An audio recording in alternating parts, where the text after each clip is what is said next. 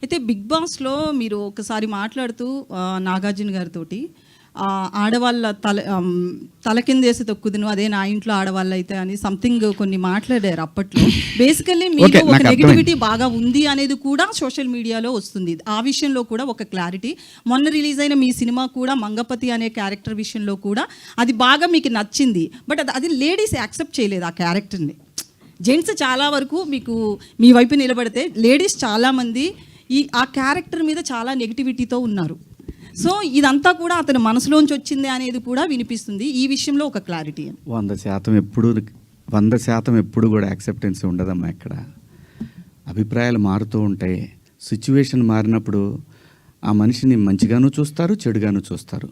Coming to Mangapathi, big boss హౌస్లో నా ప్రవర్తన నాకు నేనుగా నేను ఎలా ఉన్నాను అనేది చూసి ఆ క్యారెక్టర్ నేను సెలెక్ట్ చేసుకున్న మాటలు కూడా రావట్లేదు, నిద్ర సెలెక్ట్ చేసుకున్నానని చెప్పాడు. ఇంకొకటి, ఆ రోజు కూడా ప్రజలు ఏదైతే స్పందన చూపించారో ఈరోజు కూడా అదే స్పందన చూపించారు. బిగ్ బాస్ హౌస్లో ముఖ్యంగా మా ప్రాంతంలో నాకు సగం వయసు అయిపోయిందమ్మా, 50 క్రాస్ అయ్యా.